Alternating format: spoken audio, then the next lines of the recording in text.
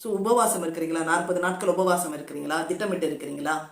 விதவிதமான உபவாசங்களை நாம் இந்த நாட்களிலே பார்க்கின்றோம். தண்ணி குடிக்காத நான் உபவாசம் இருப்பேன். தண்ணி ஆகாரம் மட்டுமே நான் குடிப்பேன். காஃபி, டீ, ஜூஸ், கஞ்சி என்று சொல்லி தண்ணி ஆகாரம் மட்டும் குடிப்பேன். உணவை சாப்பிட மாட்டேன். சாலிடான ஃபுட் எடுக்க மாட்டேன். இப்படி ஒரு தீர்மானம் எடுப்பார்கள்.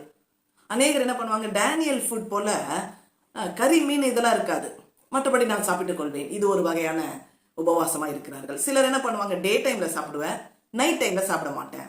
இப்படி உபவாசம் இருப்பார்கள். நீங்கள் எப்படிப்பட்டதான உபவாசத்தை உணர்த்தப்பட்டு நீங்கள் இருந்தாலும் சரி, இந்த 2 காரியத்தை செய்யும் பொழுது இருளில் உங்க வெளிச்சம் உதிக்கும். உங்க நீதி கர்த்தருக்கு முன்னால போகும்.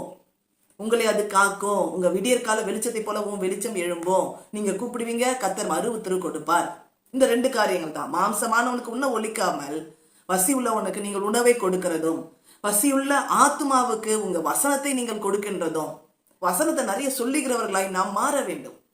சுவிசேஷம் சொல்ல தெரியாது.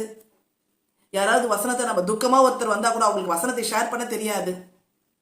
வாட்ஸ்அப் மூலியமா, மற்ற மீடியாக்கள் மூலியமா ஒரு ஃபார்வர்ட் வசனத்தை திரும்பி நம்ம ஃபார்வர்ட் பண்ணிடுறோம். அவ்வளவுதான். வாயை திறந்து அதை சொல்லுவதற்கு அநேகருக்கு பழக்கம் இல்லாமலே இருக்கின்றோம். ஆனால் உங்க இருளில வெளிச்சம் உதிக்க வேண்டும் என்று சொன்னால் இந்த காரியத்தை கண்டிப்பாக நீங்க செய்ய வேண்டும். இது அப்படியே புதிய ஏற்பாட்டுல மத்தேயு 6ஆம் அதிகாரம் 16வது வசனத்துல ஒரு 2 வசனங்கள் உபவாசத்தை குறித்தே மிக அழகாக சொல்லப்பட்டிருக்கிறது. நீ உபவாசம் கூடாதது எது, செய்யக்கூடியது எது? செய்யக்கூடாதது என்று சொல்லி 16வது வசனம் சொல்கிறது, மாயக்காரரை போல முக வாடலாய் இருக்கக்கூடாது. அவங்க தங்களை அப்படியே சோகமா காண்பித்துக் கொண்டு, முகத்தை வாடி, நான் என்ன சோகமா இருக்கிறீங்களே, என்ன ஒரு மாதிரி இருக்கிறீங்களே, நான் ஃபாஸ்டிங்க. ஸோ அதே முக வாடலாய் வைத்துக் கொள்கிறது. அதே 17வது வசனம் சொல்லுகிறது, நீங்கள் முக வாடலாய் இராமல் உங்க தலைக்கு எண்ணெய் பூசி முகத்தை முதல்ல கழுவி அந்தரங்கத்திலே பார்க்கிற பிதாவை நோக்கி வேண்டுதல் செய்யும்படிக்கு சொல்லப்படுகிறது. அப்பொழுது அந்தரங்கத்திலே பார்க்கிற பிதா வெளியரங்கமாய் பதில் கொடுப்பார்.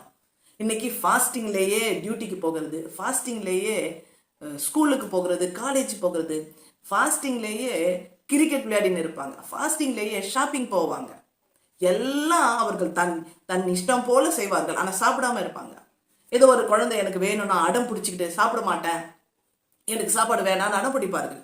அதே போல நம்ம சாப்பாடு மட்டும் தான் சாப்பிட மாட்டோம், ஃபாஸ்டிங். மற்றதெல்லாம் நாம் செய்ய வேண்டிய அத்தனை வேலைகளையும் வீட்டிலேயே ஆகட்டும் செய்து கொண்டே இருப்போம். அதுதான் ஏசையா கேட்கிறாரு, இதை ஏன் உபவாசம்னு சொல்றீங்க? யூத முறைமைப்படி, யூத வரலாற்றிலே பார்த்தோம் என்று சொன்னால், யூதர்கள் அடிக்கடி உபவாசம் இருப்பார்கள். முக்கியமா ஒரு வருஷத்திற்கு 4 முறை கட்டாயமான உபவாசம் இருப்பார்கள்.